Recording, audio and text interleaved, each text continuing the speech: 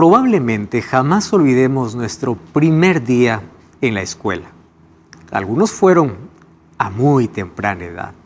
¿Tú recuerdas aquel día? Fue doloroso despedirse de mamá o de papá quien fue a dejarte.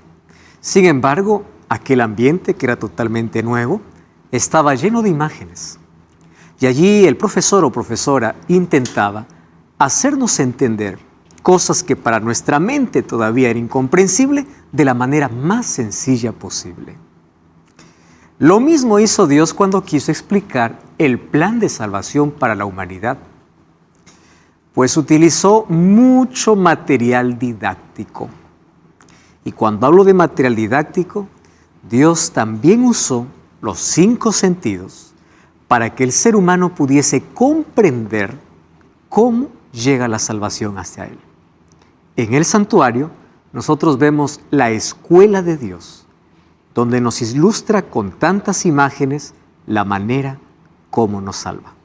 En el santuario podemos ver el ministerio de Cristo como sacrificio y como sacerdote. La primera parte ya tuvo su cumplimiento, obviamente en la cruz, pero la segunda parte de lo que nos muestra el santuario aún no culmina, porque ahora Jesús es nuestro sacerdote. La pregunta es, ¿eso quiere decir que todavía existe un santuario? Si el santuario terrenal ya fue destruido hace tantos años. Es verdad, pero sí existe un santuario celestial, porque las cosas que el pueblo de Israel vio era apenas una miniatura de la grandiosidad celestial. Bienvenido a este fascinante capítulo de Biblia Fácil, donde estudiaremos sobre la manera didáctica de cómo Dios enseña al ser humano el plan de salvación. Bienvenidos amigos, estamos listos para una jornada más, un programa más de Biblia Fácil y listos obviamente para poder abrir la Biblia y encontrar allí un mensaje extraordinario para nuestra vida. Antes queremos conocer aquí un poquito más a Francesco Lopos Paredes. ¿Es Lopos o López? López. Toma el micrófono allí, por favor. ¿Cómo estás, Francesco? ¿Qué tal? Bien, muchas gracias. Me alegra. Tú eres licenciado en Comercio Internacional. Sí. ¿Es así? Sí, también hice varias carreras ahí, como periodismo digital después de acabar la carrera. Y bueno, quise saber más, informarme sobre la vida, sobre otras carreras, pero en fin. Qué bueno, me alegra muchísimo. ¿Tienes familia cerca a ti? Bueno, ahora aquí en Brasil estoy viviendo desde el 2013, ¿sí? Desde ahí he estado emprendiendo, ¿sí?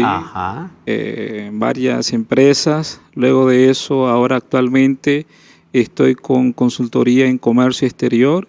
Qué bueno. Pero toda la familia está esparcida en partes como en España, Argentina y Bolivia. Qué bueno, Francesco. Nos alegra que puedas participar aquí del programa.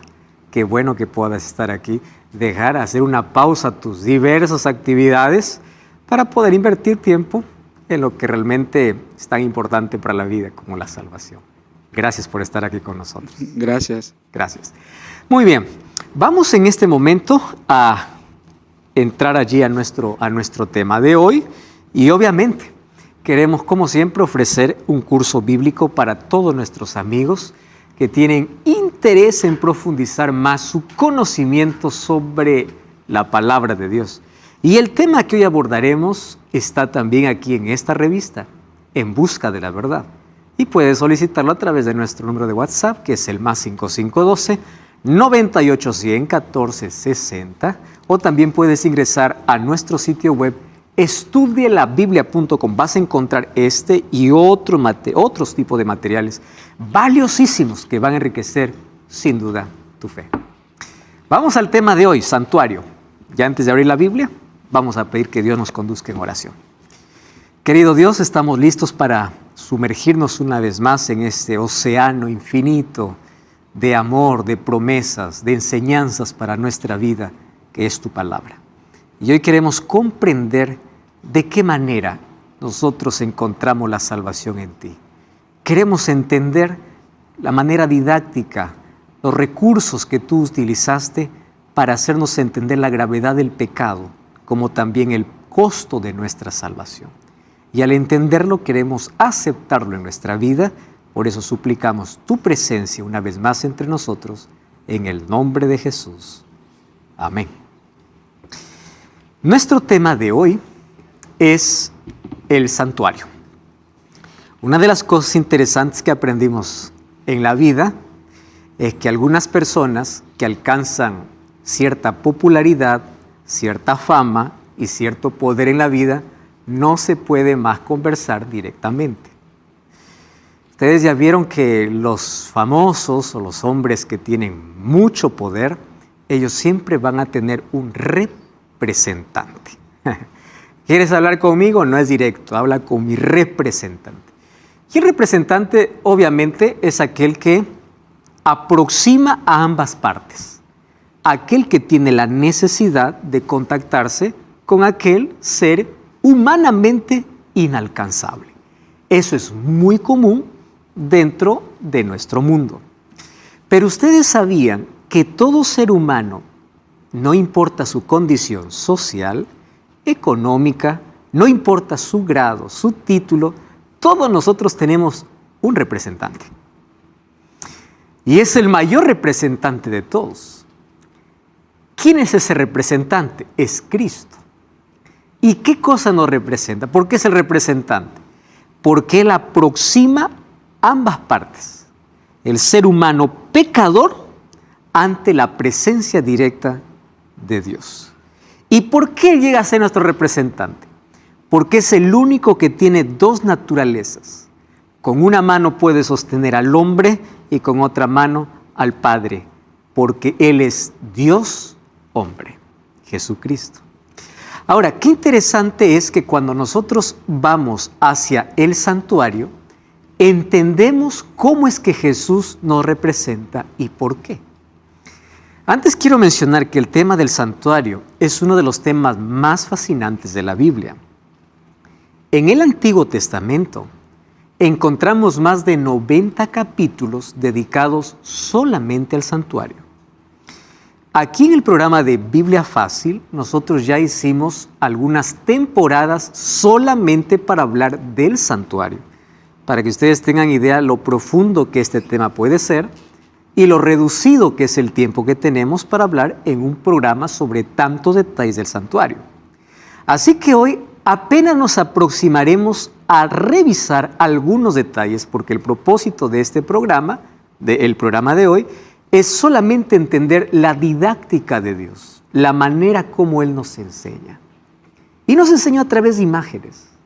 Cuando nosotros revisamos el santuario, ahí vamos a encontrar que Jesús es nuestro intercesor. Y vayamos al primer texto de la Biblia, Primera de Timoteo, capítulo 2, versículo 5. Primera de Timoteo, capítulo 2 y versículo 5. Dice así el texto bíblico: porque hay un solo Dios y un solo mediador entre Dios y los hombres, Jesucristo, hombre. Ahora, ¿quién es el único intercesor? Aquí vamos a llamarlo representante, mediador, intercesor, puente, aquel que aproxima. No hay dos caminos. En ningún otro hay salvación, dice Hechos 4:12. Hay uno solo. Entonces, cuando yo quiero aproximarme a Dios, yo no necesito ir a María, yo no necesito ir a Pablo, yo no necesito ir a Juan, yo no necesito ningún otro intercesor humano. Y aquí quiero hablarte para ti, que estás allí del otro lado. Probablemente tú en la vida sentiste que eres tan indigno para aproximarte de Dios, porque Satanás, cuando nos embarra con el pecado, nos dice: tú eres tan sucio que Dios te desecha, Dios se aparta de ti. Es una de las mayores mentiras que Satanás coloca en la mente, no está en la Biblia. Entonces el ser humano dice así: yo no puedo acercarme a Dios, yo quiero que usted ore por mí. Y quiero que me preste atención aquí lo que te voy a decir. Yo puedo orar por ti, yo puedo orar, pero eso no significa que Dios a ti no te quiere escuchar. No quiero que tú transfieras tu relación con Dios a otra persona. Una razón, porque yo también soy igual de pecador que tú. Yo también necesito de la gracia de Dios igual que tú. Y Dios quiere escucharte a ti. No es que yo soy indigno. Yo también soy indigno. Cuando nosotros vemos que otra persona puede orar por nosotros, estamos mal. Porque el único que intercede por nosotros es Cristo. Ahora, yo puedo orar por ti, pero tú puedes decir, yo voy a estar orando y quiero que me acompañe, que me ayude, que juntos podamos orar. Correcto.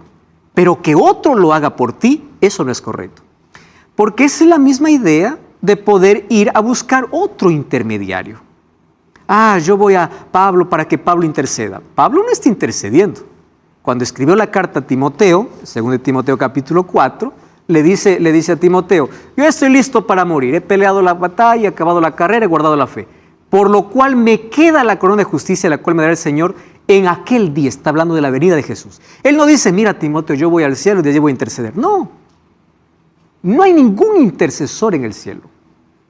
No hay nadie que pueda colocarse en lugar de Cristo. Pero Satanás ha colocado diversos caminos. Alguien que se coloque en lugar de Jesús. Porque lo que quiere Satanás es quitar a Cristo como nuestro mediador y colocar hombres, mujeres, santos, intermediarios, intercesores, cuando nosotros podemos aproximarnos directamente ante el trono de la gracia a través de ¿quién? De Jesucristo. Entonces no necesitamos otro intermedio, no necesitamos otro intercesor, un solo mediador, Cristo. ¿Cómo lo entendemos en esto dentro del plan del santuario? Cuando nosotros analizamos el santuario, vamos a ver que habían por lo menos dos cosas que Dios quería mostrar al ser humano. En primer lugar, todos los muebles, las fiestas y los sacrificios que se hacían representaban a la muerte de Jesús.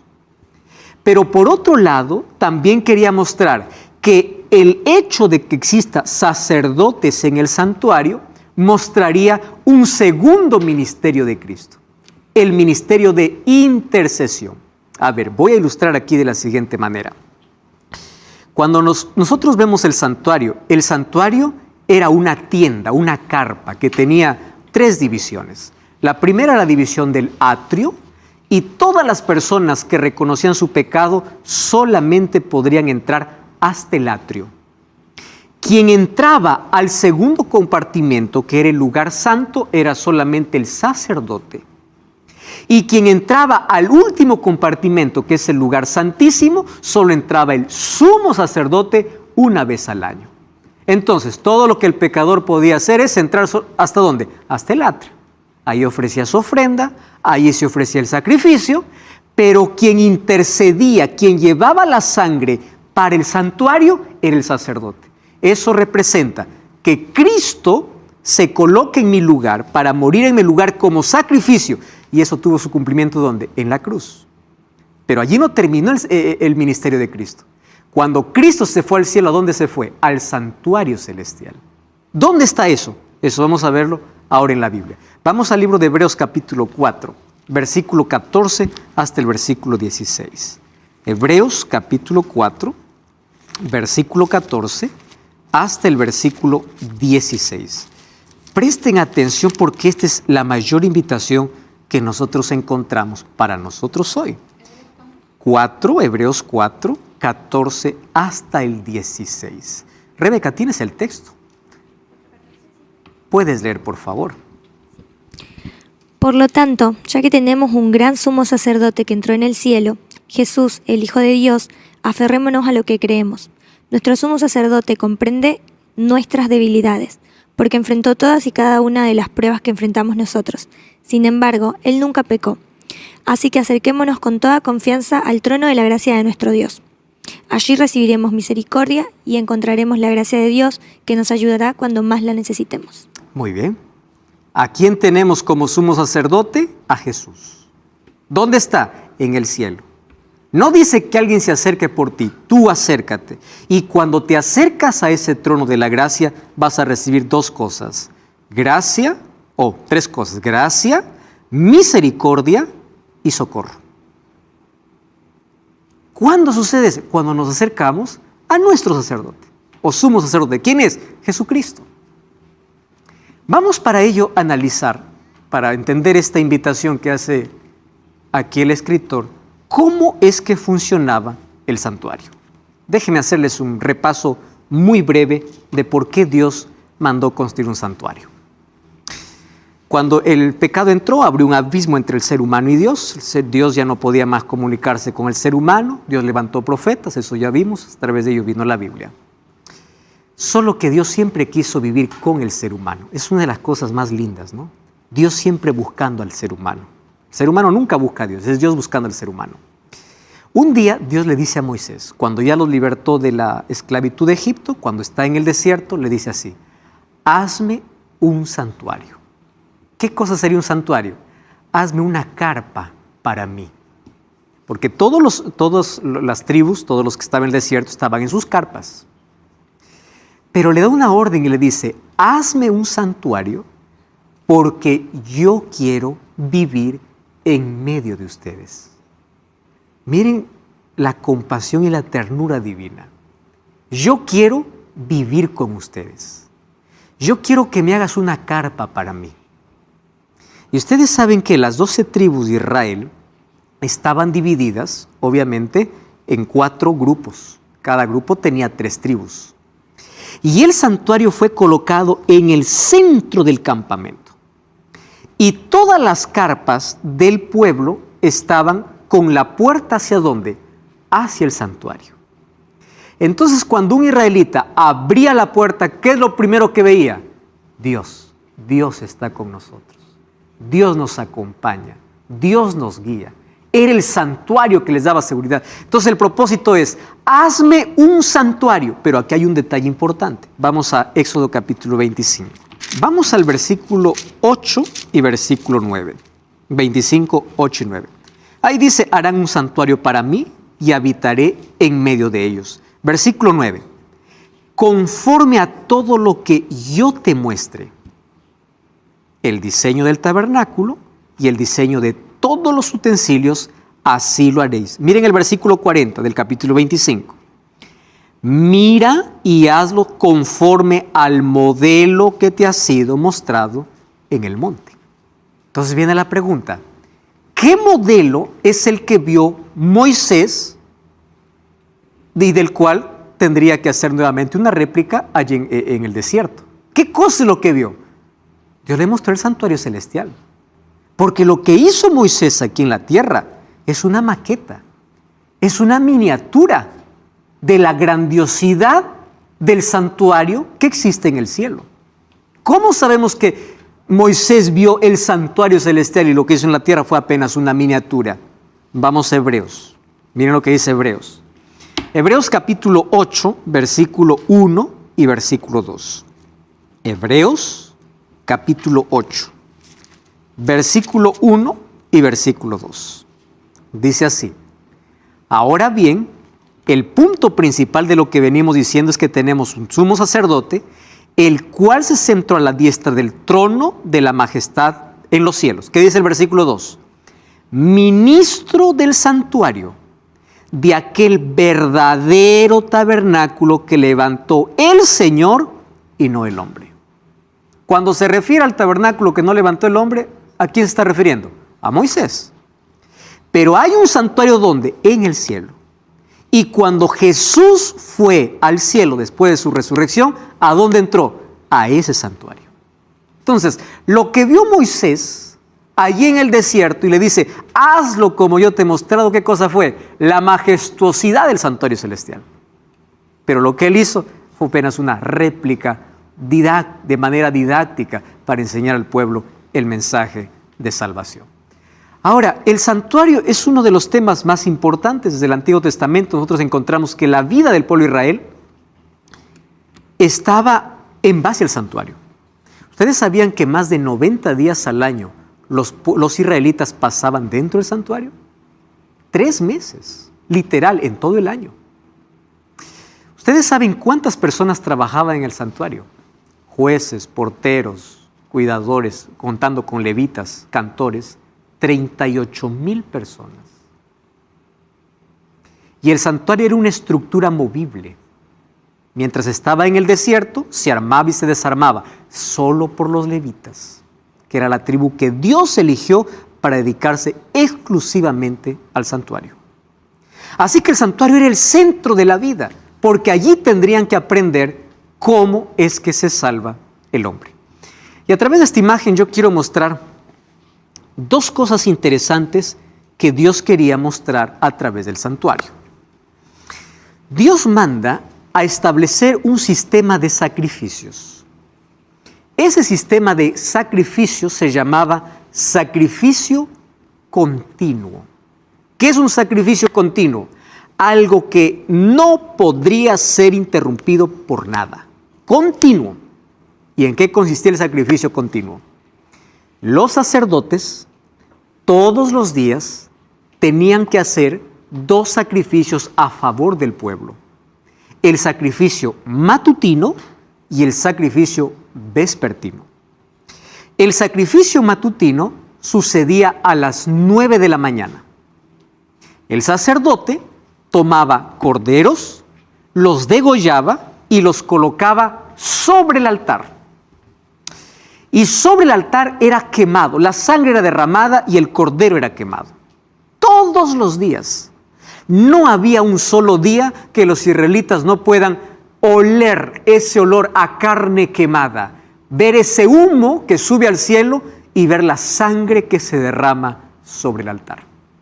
Todos los días. Era el sacrificio a favor del pueblo. ¿Desde cuándo comenzó el sistema de sacrificios? Desde el momento que Dios cubrió a Adán y Eva con pieles de cordero. Ustedes se acuerdan que cuando ellos quisieron solucionar su problema, fueron a coser hojas de higuera. Eso no sirve para nada. Y quien hizo el primer sacrificio no fue Dios, fue Adán. Ustedes saben que Adán tuvo que ser partícipe del primer cordero muriendo. Y cuando murió ese cordero, ese animal inocente, él entendía que la muerte él lo merecía, no el cordero. Entonces, todos los días, 9 de la mañana y 3 de la tarde. Pero aparte, habían ofrendas específicas por el pecado.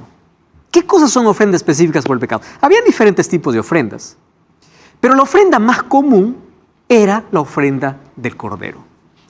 Vamos a poner la siguiente escena. Yo cometí un pecado, ofendí a Dios y yo reconozco mi pecado. ¿Cuál es la paga del pecado? La muerte. Y yo merezco morir. Pero como el santuario me enseña que alguien muere en mi lugar, yo me iba hacia el corral y tenía que elegir el cordero más perfecto, aquel que no tiene ni un solo defecto. Tomaba ese cordero en mis brazos, entraba hasta el atrio y allí me esperaba el sacerdote. Y cuando el sacerdote me esperaba y me veía con el cordero, sabía que yo venía porque había cometido un grave pecado. Y el sacerdote no me está preguntando, ¿qué pecaste? A ver, para ver si te perdono o no. No. ¿Saben lo que hacía el sacerdote? El sacerdote simplemente le daba el cuchillo a aquel que venía con el cordero. ¿Qué cosa hacía el pecador? Vamos a poner la imagen conmigo. Agarraba el corderito, lo colocaba allí en pie delante de mí, colocaba mis manos encima de la cabeza del cordero. Y cuando colocaba mis manos en el cordero, yo silenciosamente confesaba mis pecados a Dios. En silencio.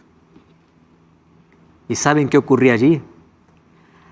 Mi pecado era transferido.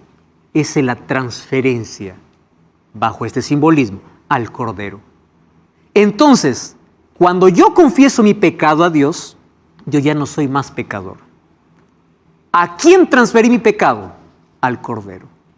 Yo merezco morir, pero ahora no muero más. ¿Quién va a morir? El cordero. Entonces el sacerdote me daba el cuchillo y yo degollaba al cordero. Y cuando degollaba al cordero, colocaba sobre el altar, el sacerdote tomaba la sangre de ese cordero y ¿a dónde ingresaba? Hacia el lugar santo. Y allí esparcía con la sangre bajo una cortina que divide el lugar santo y el lugar santísimo. Ahora presten atención. Mi pecado ¿A dónde era transferido? Al Cordero. Ese pecado entraba ¿a dónde? Al santuario, mediante la sangre del Cordero. Por eso es que había una fiesta en el año que se llamaba la fiesta del Yom Kippur o la fiesta de purificación. ¿Y en qué consistía? Era un día donde se celebraba una ceremonia y era un día de juicio. Y en ese día se limpiaba simbólicamente el santuario. ¿Por qué se limpiaba? Porque durante todo el año los pecados entraban a través de la transferencia por medio de la sangre del Cordero. Entonces el santuario se contaminaba. Yo era perdonado, pero el pecado quedaba como registrado. ¿Dónde? Adentro del santuario. Ese registro tenía que ser limpio. ¿Y por qué Dios estableció todo ese sistema? Para enseñarnos qué cosa es lo que iba a hacer Jesús después de morir. Porque Jesús también en el cielo iba a hacer una purificación del santuario. Y uno se pregunta, ¿cómo es que el cielo puede contaminarse si ahí no hay pecado? No hay pecado, pero existen nuestros registros de pecado. Cada vez que yo soy perdonado, coloca perdonado, pero mi registro está allí, de pecado. Y Dios necesita hacer esa limpieza. Miren lo que dice el libro de Hebreos capítulo 9, versículo 23.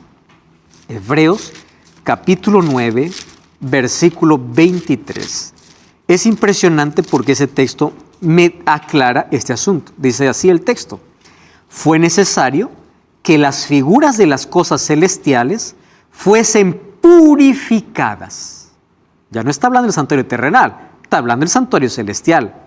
Pero las cosas celestiales con mejores sacrificios. Claro, porque ¿cómo se limpiaba el santuario terrenal? A través de sangre de corderos. ¿Y cómo se limpiará el santuario celestial? A través de un mejor sacrificio. ¿Cuál es el sacrificio? El sacrificio que Jesucristo hizo. O sea, todo lo que se hacía en el santuario terrenal era una figura de lo que acontecería con el sacrificio de Cristo, porque Él representaba el Cordero, pero también con la otra fase de su ministerio, porque Él sería mi sacerdote y sumo sacerdote para hacer una limpieza de registro de pecados en el santuario celestial. A eso es lo que la Biblia lo llama de juicio. Para entender el juicio, necesitamos entender el tema del santuario. No cambies el canal, vamos a una brevísima pausa y ya regresamos. Biblia Fácil. Muy bien, aquí continuamos entonces viendo el tema sobre el santuario. Y hablando del santuario, queremos encontrar o ver un poquito la estructura de cómo era el santuario. Antes, Valeria tiene una pregunta.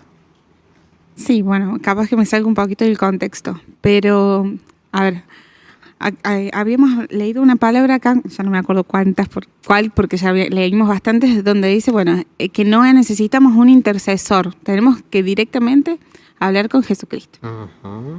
¿Por qué la Iglesia Católica busca poner intercesores, ¿no? O sea, cientos veces que la Iglesia Católica le da más importancia a Nuestra Señora que a mismo Jesús, sí, y también colocando también a santos o personas que pasaron durante la historia y tal vez fueron importantes, sintieron la presencia del Señor, pero nada, o sea, las canonizaron, las hicieron santas. Valeria, lo que pasa es que en la Biblia nosotros encontramos un poder antagónico que se levanta en contra de Dios.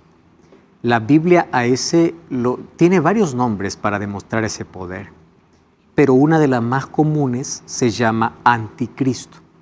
¿Qué es anticristo? Aquel que se quiere colocar en lugar de Cristo. Por eso es que hoy encontramos un sacerdote donde tú puedes confesar tus pecados para que por medio de él recibas el perdón.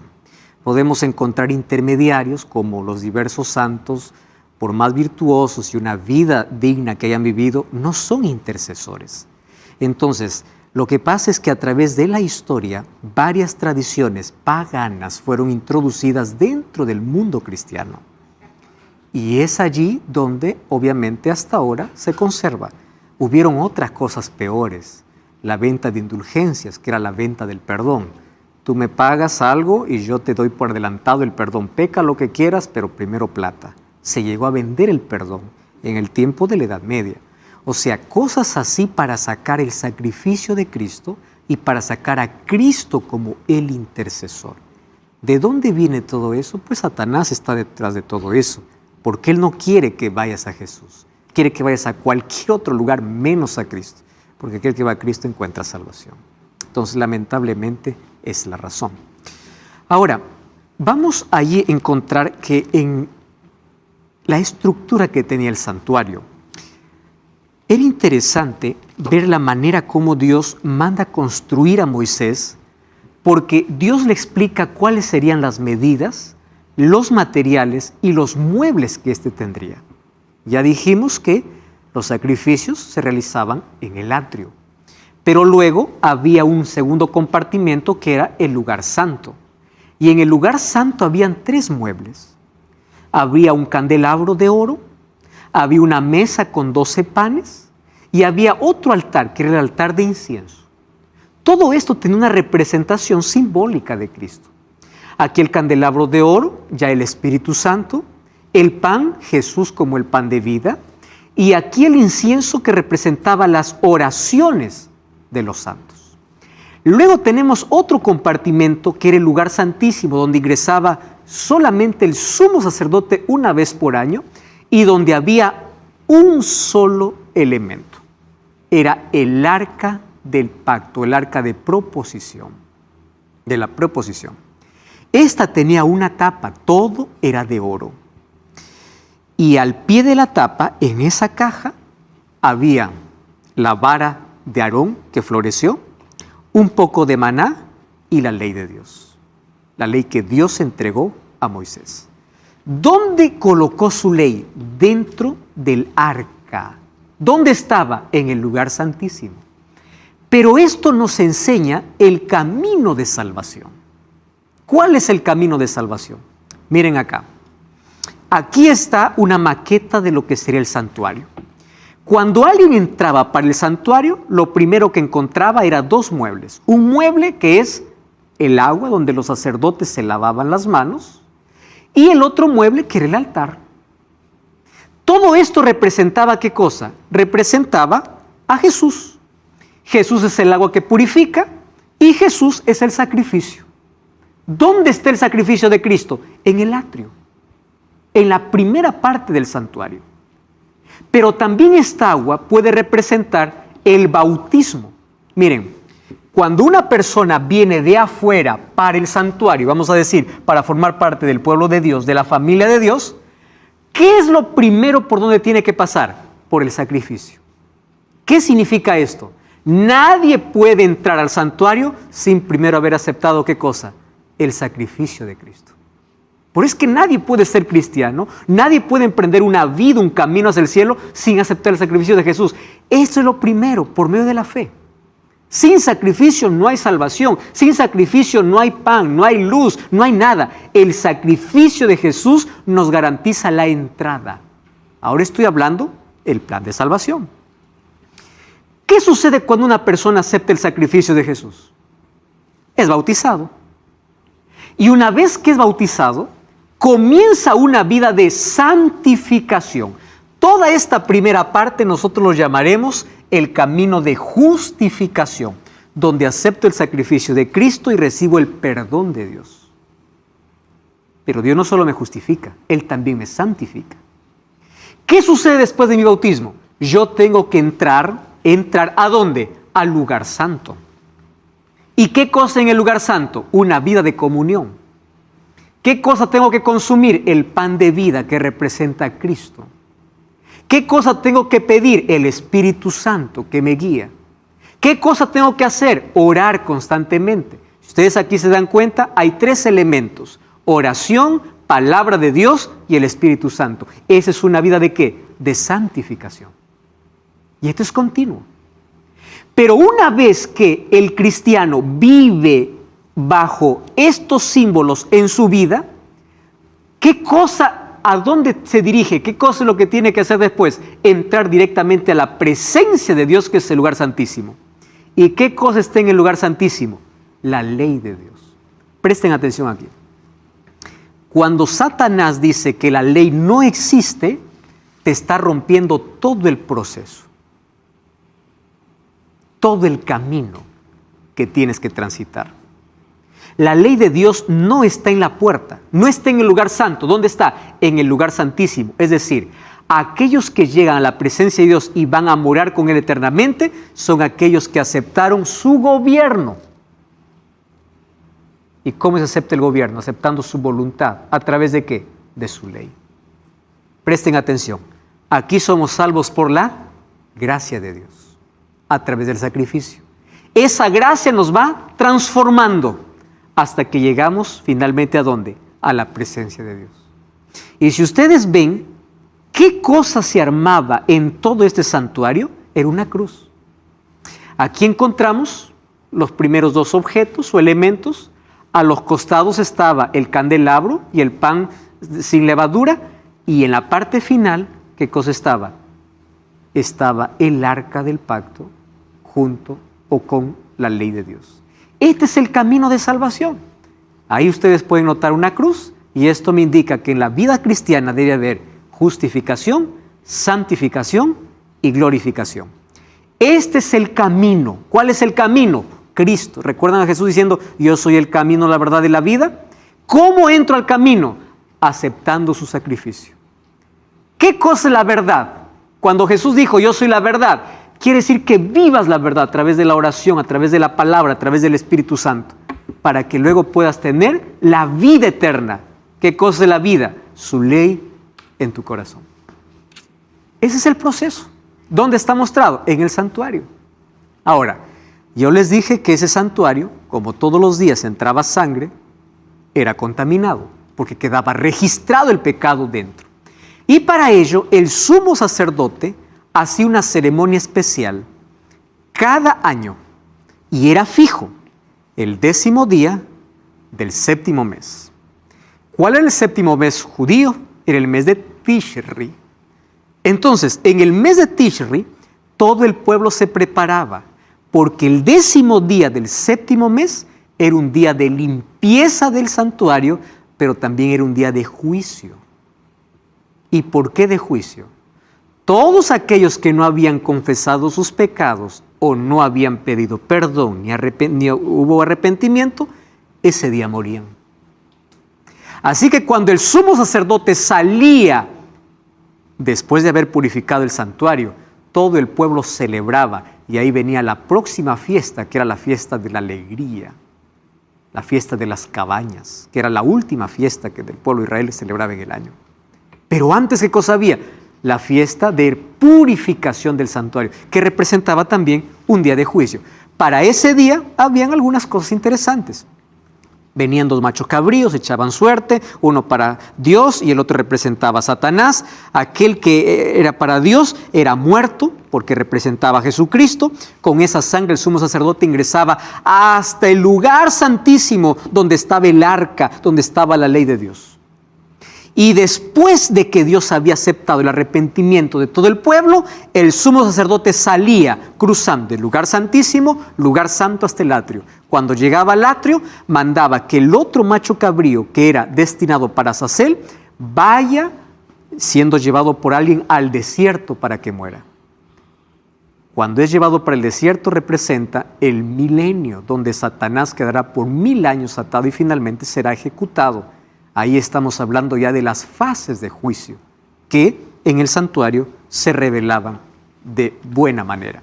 Ahora, Jesús era el sacrificio, Él era la ofrenda, pero también el sumo sacerdote. Por eso es que dice el libro de Hebreos que después que Jesús resucitó, ¿a dónde se fue? Al santuario, se fue al cielo. Ya no es más el sacrificio, porque su sacrificio es una sola vez, ahora va a ser sumo sacerdote. Entonces, ahí viene nuestro desafío. La mayoría de personas y de iglesias solamente miran el Calvario, pero el Calvario no completa el plan de salvación. El Calvario es parte del plan. ¿Dónde Jesús continúa su obra? En el santuario. Nosotros no podemos mirar el Calvario sin mirar al santuario, porque en el Calvario vemos a Jesús muerto, pero en el santuario vemos a Jesús continuando trabajando a favor de la humanidad. ¿Cuál es la diferencia dentro de ese plan? Jesús en el Calvario dio su vida por toda la humanidad, ¿Pero por qué está en el santuario? Porque solamente se salvará aquel que aceptó su sacrificio en el santuario. Por eso recuerdan la invitación de Hebreos, venid. ¿A quién? A nuestro sumo sacerdote. ¿Qué vamos a encontrar? Gracia, misericordia y oportuno socorro. ¿Por qué? Porque la sangre de Jesús no funciona de manera automática. La sangre de Jesús tiene que ser aplicada. La sangre de Jesús tiene que ser aceptada por medio de la fe. Entonces yo me voy a Cristo y le digo, Señor, acepto tu sacrificio, quiero tu perdón. Él aplica su sacrificio en mi vida. Entonces, cuando yo me acerco al santuario, el sacrificio del Calvario tiene valor. ¿Por qué creen que muchos se perderán? Porque la mayoría no aceptó ese sacrificio. Y aunque su sacrificio era suficiente para salvar a todos, solo se salvarán aquellos que se aproximaron delante de Dios al santuario. ¿Mediante quién? Mediante Jesucristo. Por eso es la importancia de poder entender el asunto del santuario. Cristo como sacrificio cumplió la primera parte en el Calvario, pero ahora continúa ¿dónde? En el santuario. En el cielo está el santuario. Ustedes pueden verificar allí en el libro de Apocalipsis 14, 17, 15, 5, 16, 17, 11, 19. Dice que Juan vio el arca del pacto. Juan vio el santuario en el cielo. Porque el santuario real está en el cielo. Aquel que hizo Dios. Ahora, ¿por qué Dios hizo un santuario en el cielo? ¿Qué cosa para que en nuestra mente pueda estar bien claro ese asunto? El santuario es el palacio administrativo del universo. Digamos que la sede del gobierno de Dios. Es el centro administrativo cósmico. Es el centro de adoración universal. Pero hoy ese santuario también es un centro de juicio. Y la Biblia habla de juicio. Jesús habló de juicio. En el libro de Mateo capítulo 11 dice, ay de ti Corazín, ay de ti Betsaida, si en Sidón se hubiesen hecho los milagros que en ti se hicieron, hace tiempo se hubiesen arrepentido. Así que digo que en el día de juicio, Jesús está hablando de juicio. Y cuando se habla de juicio, 2 Corintios 5, 10, ¿saben qué cosa dice? Ahí 2 Corintios 5 dice, todos podemos comparecer delante del tribunal. Todos vamos a comparecer. Todos vamos a estar delante del juicio. Primera de Pedro 4, 17 dice que ese juicio tiene que comenzar por la casa de Dios. ¿Qué significa la casa de Dios? Por aquellos que creen en Jesús. Porque hay una primera fase de juicio que se llama el juicio investigador. Ese juicio se está realizando hoy en el santuario. ¿Qué significa juicio investigador? Todo aquel que dice creer en Jesús hoy está siendo juzgado. Porque no todo aquel que dice creer se va a salvar. Entonces, ¿cómo es juzgado? ¿Saben que el juicio para nosotros es buena noticia? ¿Por qué es buena noticia? Romanos 8:1 dice, ninguna condenación hay para los que están en Cristo Jesús. Porque Él es mi abogado. Si uno vive aferrado a Cristo,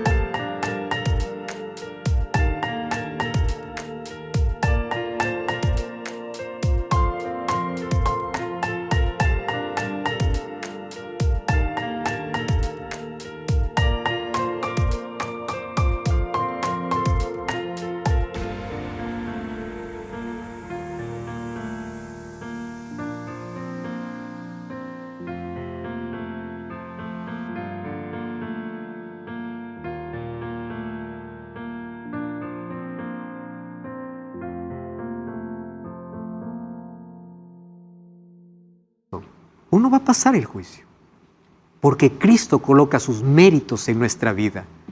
El libro de Juan 3:18 dice que aquel que cree en Cristo no es condenado, pero aquel que cree y vive con Cristo pasa este juicio. Y en este juicio se determina quién de entre los vivos, cuando Jesús viene, se salva y quién se pierde. En este juicio se determina quién de entre los muertos resucita y quién no resucita. En este